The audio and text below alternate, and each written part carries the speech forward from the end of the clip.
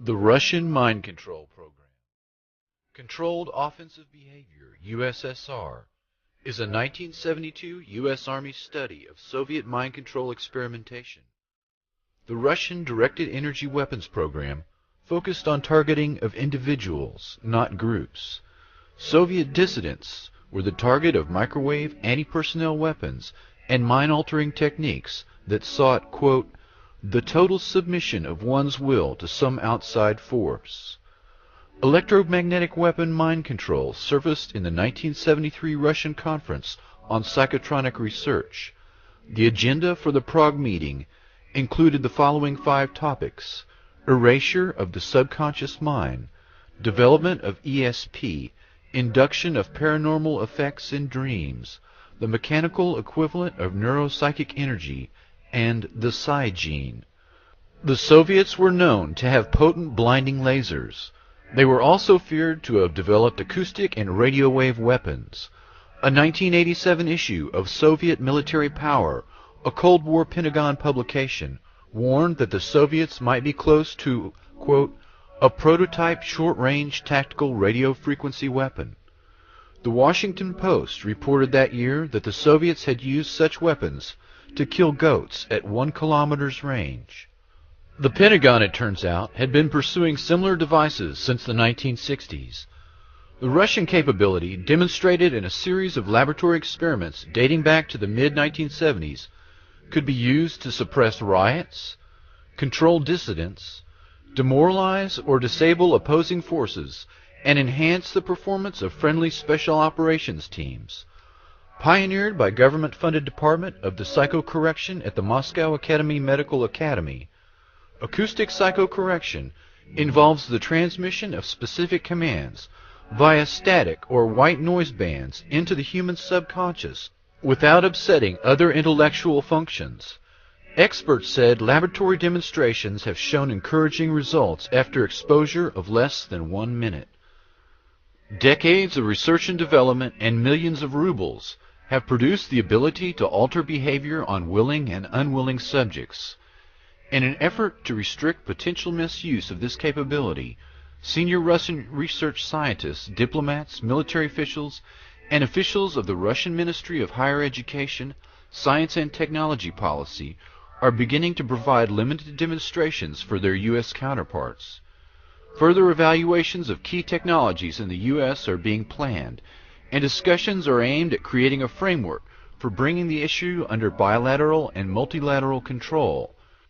Yet these military capabilities have remained largely unknown to the U.S. and Russian public. The Department of Psychocorrection at the Moscow Medical Academy acknowledged the potential danger of this capability. The Russian experts, including George Kotov, a former KGB general now serving in a senior government ministry post, present in their report a list of software and hardware associated with their psychocorrection program that could be procured for as little as $80,000.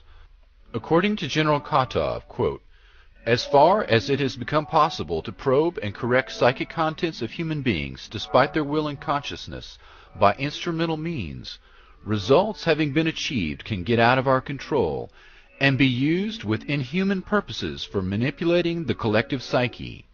Unquote. The Russian authors note that world opinion is not ready for dealing appropriately with the problems coming from the possibility of direct access to the human mind. Therefore, the Russian authors have proposed a bilateral center for psychocorrection technologies where U.S. and Russia can monitor and restrict the emerging capabilities. Dr. Igor Smirnov, a Russian expert on non-lethal weapons, was brought to the U.S. for a series of meetings in Virginia in 1993. The meetings were attended by representatives of the CIA, DIA, FBI, and ARPA.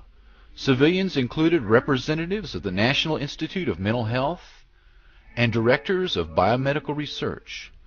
Dr. Smirnov and his non-lethal weapons technology was brought to Waco during the Branch Davidian siege in 1993 in hopes of using them on David Koresh, but a software problem reportedly made this impossible, and Smirnov could not guarantee its safety.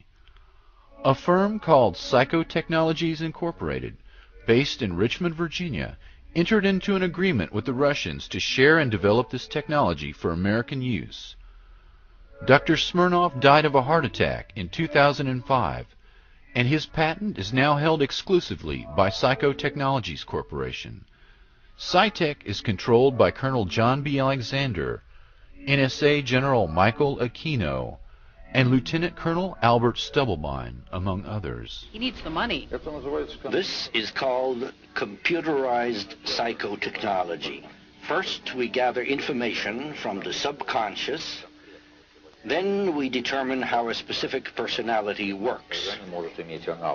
Officially for psychiatric use, this device was born of the long-standing Soviet effort to get inside the head of the enemy. At normal speed, the numbers on the screen appear meaningless.